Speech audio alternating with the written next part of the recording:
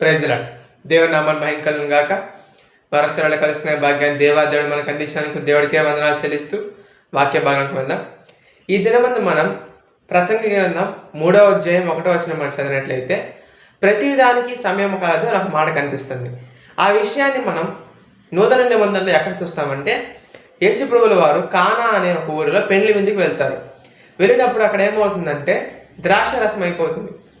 మరియ గారు అంటే యేసుప్రభు వారి తల్లిగారు వచ్చి యేసుప్రభుతో చెప్తారు, అయ్యా ఇట్లా ద్రాక్ష రసం అయిపోయింది, ఏదైనా చెయ్యి అంటే, అమ్మా నా సమయం ఇంకా రాలేదు అంటాడు. అంటే యేసుప్రభు వారి సమయం ఇంకా రాలేదు. దేనికి సమయం రాలేదు అంటే, దేవుడు తన మహిమను చూపించడానికి సమయం రాలేదు. ప్రతి దానికి మనం తొందరపడిపోకూడదండి. ఎందుకంటే ప్రతి దానికి ఒక సమయం ఉంటుంది. ఇప్పుడు అబ్రహాము గారికి పిల్లలు దేవుడు తను నమ్మిన వెంటనే ఇవ్వచ్చు, కానీ ఎందుకు ఇవ్వలేదు?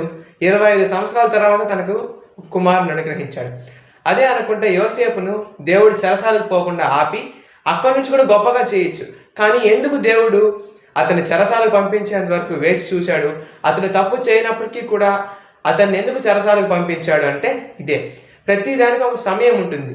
దేవుడు తన సమయంలో తాను చేయాల్సిన కార్యాలు తాను చేస్తాడు. ఎందుకంటే దేవుడికి తెలుసు నేను ఎప్పుడు గణపరచాలి, నేను ఎప్పుడు తగ్గించాలి, నీకు ఏ పని ఎప్పుడు చేయాలి. ఎందుకంటే ఒక తండ్రికి తెలుదా అండి తన కుమారుడికి ఏం కావాలో. కాబట్టి ఏ ఒక్కరూ కూడా ఏదైనా రాకపోతే తొందరపడకుండా దేవుడు మనకి ఏ సమయం అయితే ఎత్తిపెట్టాడో, ఏ సమయంలో అయితే నీకు ఆ పని చేయాలనుకుంటున్నాడో ఆ సమయం కొరకు వేచి చూద్దాం. ఈ వాక్యాన్ని దేవుడు దీవించి ఆశీర్వదించును గాక. ఆమేన్.